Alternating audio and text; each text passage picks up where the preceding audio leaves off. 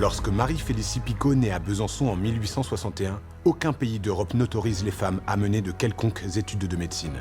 C'est dire si, 20 ans plus tard, il faut de la détermination à Marie-Félicie pour suivre sa passion et ses talents et s'engager dans la voie des sciences. C'est que la jeune fille est brillante et que son intelligence l'impose bien vite à ses pairs. Admise à l'école normale supérieure des jeunes filles de Sèvres, elle décroche son agrégation de sciences en 1888.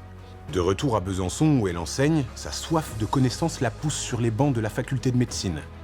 Son esprit séduit un autre brillant étudiant, un enfant de Moutier-Haute-Pierre, dans la vallée de la Loue, un certain Césaire Physalix.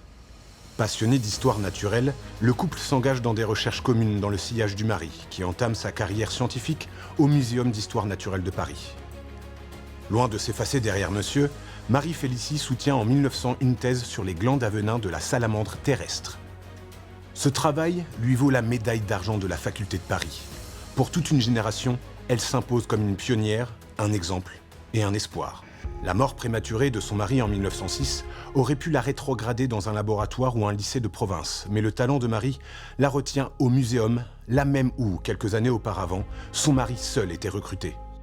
Et bien vite, la qualité de ses travaux l'installe dans le cercle exclusif des meilleurs herpétologues du monde, c'est-à-dire spécialistes des serpents.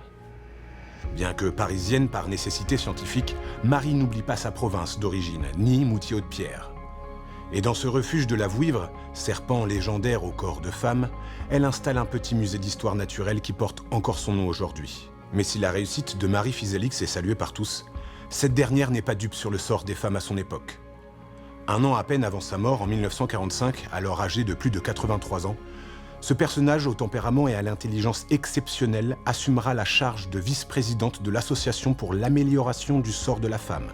Quand elle meurt à Paris l'année suivante, en 1946, les femmes ont le droit de vote depuis 2 ans à peine. La fin d'une anomalie parmi d'autres. L'un des nombreux cadeaux que Marie Physalix et ses semblables auront offert à notre société, au prix du combat de toute leur vie.